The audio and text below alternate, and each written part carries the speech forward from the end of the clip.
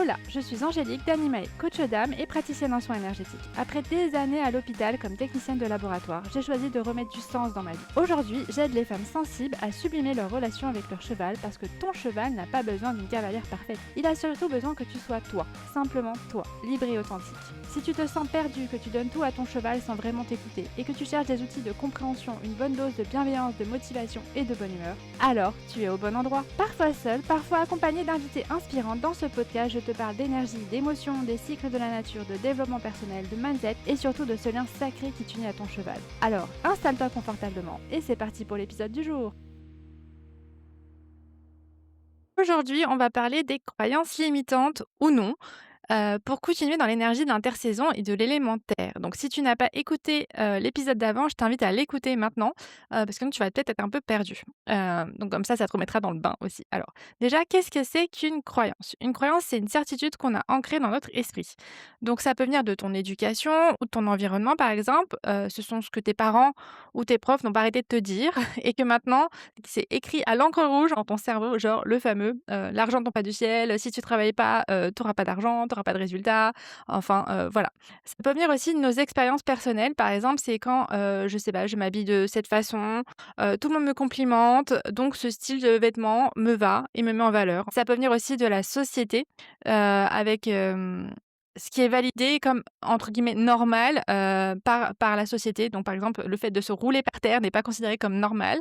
Donc si tu le fais, tu seras, entre guillemets, «exclu de la société», donc c'est anormal, donc ce n'est pas bien de se rouler par terre. C'est une croyance que ce n'est pas bien de se rouler par terre, alors que tu pourrais totalement le faire si tu en avais envie. Voilà. Après, il y a 2 types de croyances. Donc il y a les croyances limitantes, c'est celles qui nous freinent, qui, sabotent nos actions et qu'on aimerait bien virer parce que ça nous ralentit, ça nous bloque. Voilà. C'est par exemple celle qui te fait croire que tu es, je sais pas, nul en maths et que tu as peut-être, eu, je sais pas, un ou 2 contrôles où c'était mauvais. Donc tu te persuades que tu es pas bon.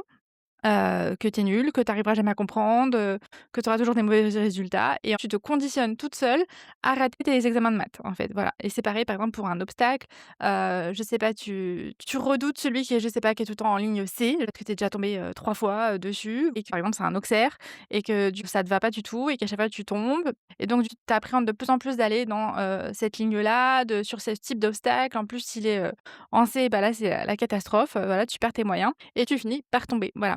Donc au final, tout ça, ça vient confirmer tes croyances. Le fait de pas réussir, c'est vraiment un cercle vicieux, en fait. C'est tu te conditionnes toute seule à pas réussir et du coup, tu fais tout pour ne pas réussir. Donc tu fais une espèce de prophétie réalisatrice et tu t'auto-limites toute seule. Après, il y a les croyances boostantes. Donc là, les croyances boostantes, enfin, moi, je les appelle comme ça, mais tu peux les appeler comme tu veux, c'est les croyances «positives» entre guillemets. Et là, on en vient au fameux tapis magique.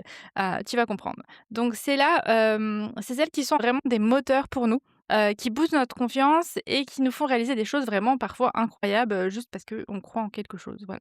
Donc le fameux tapis magique, c'est le tapis que tu as mis pour ton concours ou pour ton cours et ça a été génial, ton cheval a été génial, tout a été fluide et tout, ça a été parfait. Donc là, tu commences à prendre confiance dans ce tapis. Après, tu le remets une deuxième fois et c'est encore génial, c'est parfait et tout, tu dis: «Ouais, il est magique ce tapis». Donc tu le remets une troisième fois et là, pareil, voilà. Surtout qu'entre temps, tu avais mis un autre tapis, parce qu'on a toujours des tonnes de tapis en tant que cavalière et ça s'était mal passé. Et là, tu dis: «Vraiment, ce tapis, il faut tout le temps que je le mette, il est vraiment magique et à chaque fois que je le mets, tout se passe bien». Donc là, tu t'es créée toute seule une croyance boostante qui est bien parce que tu penses que si tu mets ce tapis, tu vas réussir et c'est ce qui se passe, tu réussis parce que tu es conditionnée, tu es vraiment dans un état de confiance en toi et pour avoir de super résultats.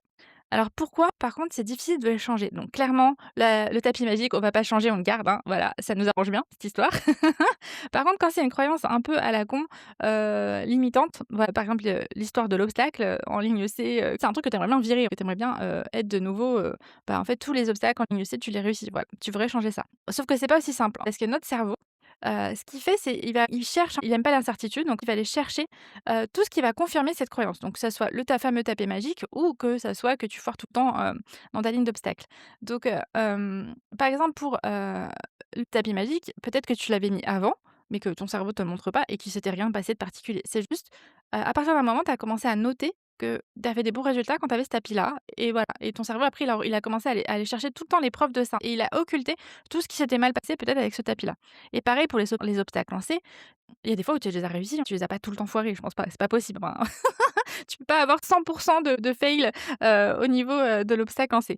Donc ton cerveau, en fait, il a juste été te montrer que, bah, là, tu foiré, là, tu foiré, là, tu foiré et il continue à te montrer ça. Il va pas te montrer les moments où tu as réussi. Là, on va finir là-dessus. Donc en fait, pour ce que je voulais que tu comprennes, c'est en fait, si tu crois que tu peux le faire, tu as raison. En fait, tu peux vraiment le faire. Par contre, si tu crois que tu peux pas le faire, que ça soit n'importe quoi, ben, en fait, tu as raison aussi.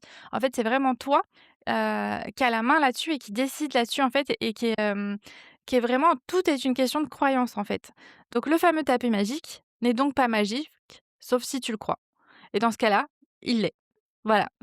C'est tout pour aujourd'hui. Je te laisse réfléchir à tout ça et je te laisse identifier aussi deux trois croyances limitantes et boostantes que tu as dans ta vie. Parce que déjà, quand tu commences à identifier, ça met déjà en lumière une part de toi que parfois tu veux voir, parfois que tu veux pas voir. Et puis, pour t'aider encore plus dans ton développement, tu peux également aller, faire le quiz pour connaître ton élément dominant, je te remets le lien et voir un peu ta façon de fonctionner parce que, un feu, par exemple, avec son tapis magique, il va pas avoir la même réaction qu'un métal avec son tapis magique. En fait, voilà, le feu, ça va être le drama s'il n'a pas son tapis magique, alors que le métal, tu vas plus relativiser. Si cet épisode t'a plu, tu peux mettre un commentaire, une note et le partager autour de toi. Et on se dit à la semaine prochaine.